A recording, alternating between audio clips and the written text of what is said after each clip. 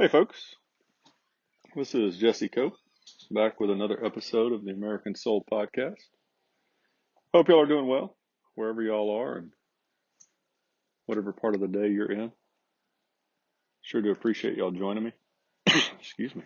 Give me a little bit of your time. I will try and use it wisely. For those of y'all that continue to share the podcast with others and talk to people about it, I'm extremely grateful and humbled by that. It continues to improve and grow, so thank you. And thank you, Lord, for the opportunity to do it and for a little bit of rain and for a porch to sit on and people that listen. We did get a little bit of rain. The garden seems to be appreciating it. So do the trees, and the grass at some point will have to be mowed again. But we're going to ignore that for now and pretend that that's not true. I have one puppy dog on the porch, our three-legged wolf, and one kitty cat that I can see. And that's about it. So we'll get going. We're going to talk today about American exceptionalism. Because despite what the left tries to pretend, America is extremely exceptional. Really the only of her kind, in a good way. And I thought about this. I'm not sure. I'm going to let y'all think about this and see. You can mull it over and send me comments as y'all are good about doing. But I'm not even sure that the left really buys into that.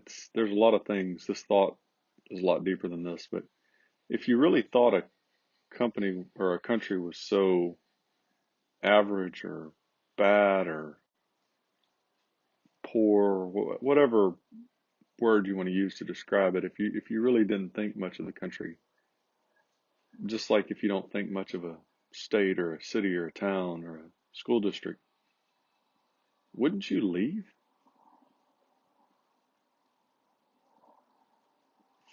Well, at any rate, I'm going to start with a little blip out of the Founder's Bible, and then we're going to talk about a couple quotes from the American God and Country Encyclopedia, both extremely good resources that I use just about every podcast, including the Patriots Bible. That's probably, I would put that as probably one of the best resources, at least to get you started. Alexis de Tocqueville, you don't know much about him. He was a Frenchman that came over in the early to mid 1800s. Pretty famous in his own right, I think, but I'm not real familiar with Tocqueville in that sense. And ended up writing a work based on his observations in America. And it's now referred to as Democracy in America. And it's extremely famous. I'm assuming quite a few of y'all have heard of it. I'm sure there's many out there that haven't today because we don't do a very good job teaching history. So one of his quotes was, "The position of the Americans is quite exceptional, and it may be believed that no democratic people will ever be placed in a similar one." And folks, that's true. There is no other nation on the face of the planet that was built up with the principles of Jesus Christ at their core. The notable exception, I suppose, being Israel, because God's principles are Christ's principles. So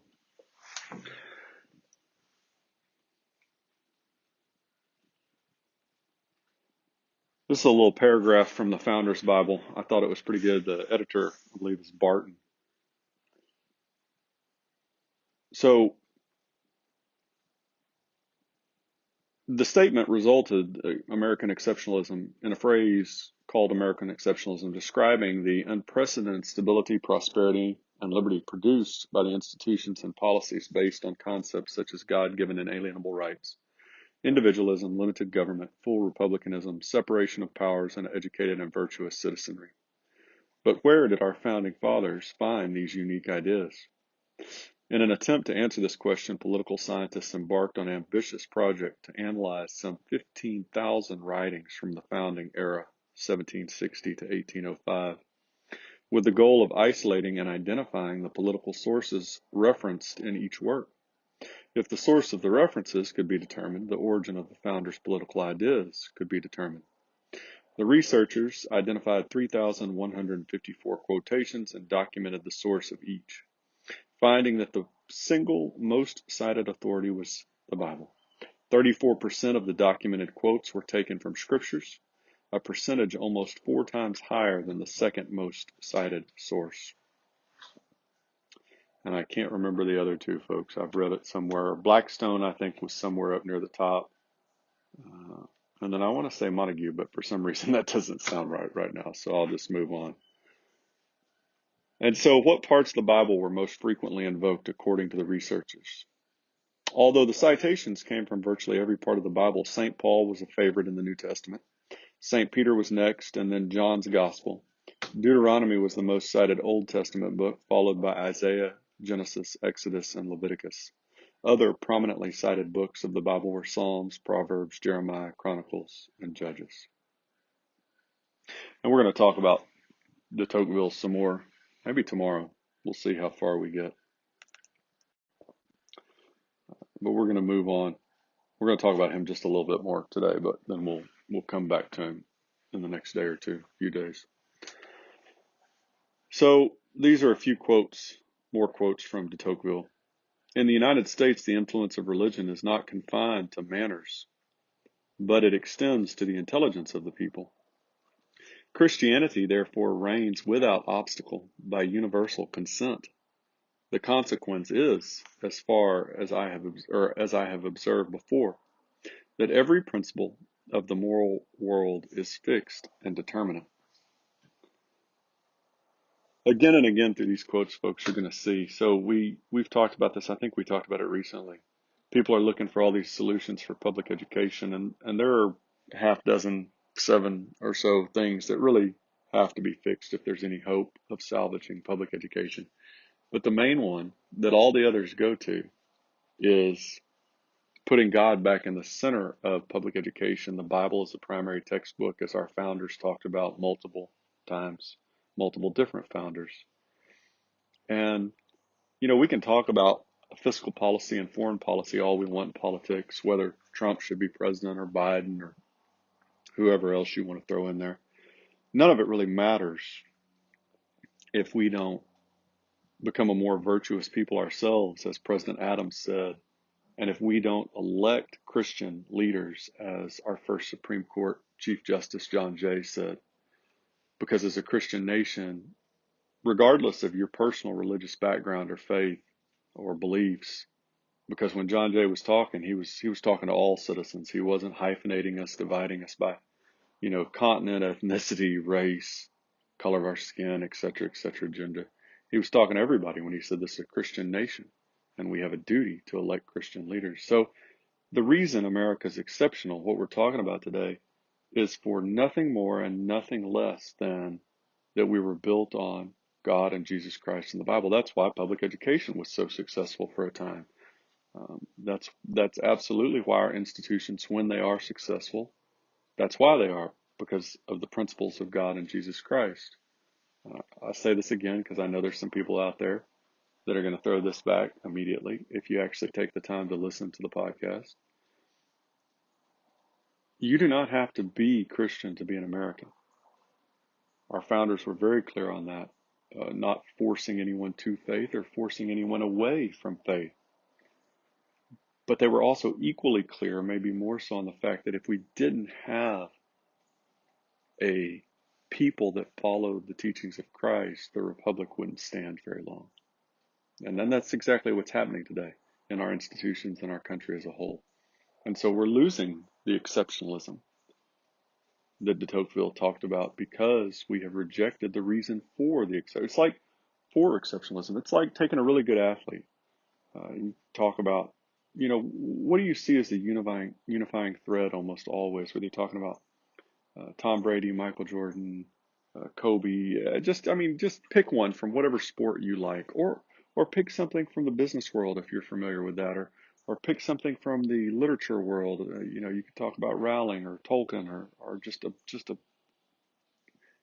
whoever is really successful, right? They have strengths. They have some core value. Work ethic probably would be high among them. And if you took that core principle away, you would also take their success away immediately. And that's exactly what we're doing. The reason that we're exceptional is because we were based on the principles of Christ.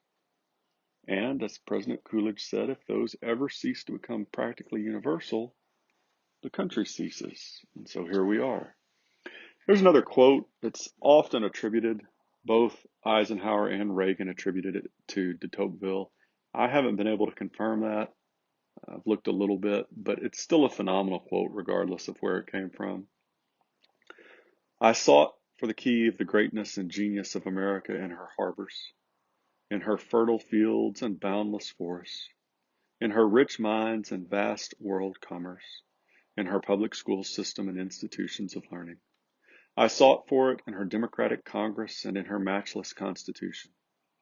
Not until I went into the churches of America and heard her pulpits flame with righteousness did I understand the secret of her genius and power.